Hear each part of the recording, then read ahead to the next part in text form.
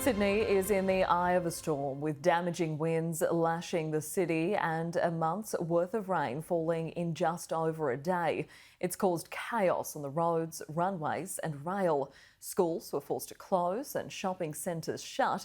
An emergency flood evacuation warning has been issued for residents in low-lying parts of Chipping Norton in Sydney's southwest. The warnings were dire, stay at home, and many in the city probably wish they had. The rain relentless and the fallout was swift. Drains blocked, but worse, power out, and police thrust onto point duty on Elizabeth Street. It was just as gloomy from the air, Sydney waking to a miserable morning after an overnight deluge.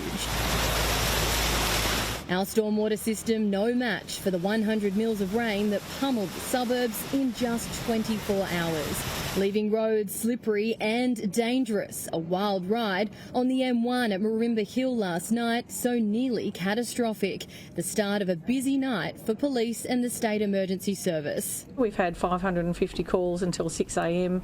in the last 24 hours with 7 flood rescues. And as the sun came up in Caringbah, clean-up crews moved in for an early start after a sleepless night.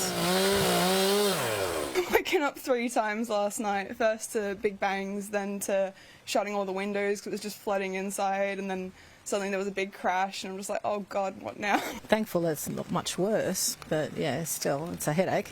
Trains and planes also caught up in the chaos as the boards lit up with that dreaded word, cancelled. We got a text message at about 4 o'clock this morning, but we didn't find it till about when we were actually already on the train from Newcastle. As those trying to escape woolly weather saw themselves grounded by the storm. Where have you come from? Where are you trying to go? Scotland, up to Sunshine Coast.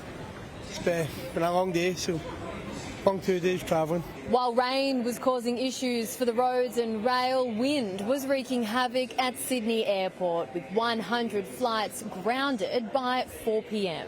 The State Emergency Service is on high alert and the Premier was briefed first thing. It is a volatile event and we need to make sure that we've got the latest information. We've got significant weather, heavy rain, intense possible, intense likely, and the effect of that is flash flooding and riverine flooding. By midday, Parramatta Weir had spilled over.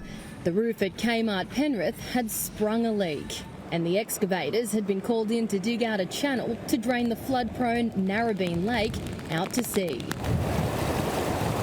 Tonight, as the city heads home for a wet weekend, a warning: the worst is yet to come.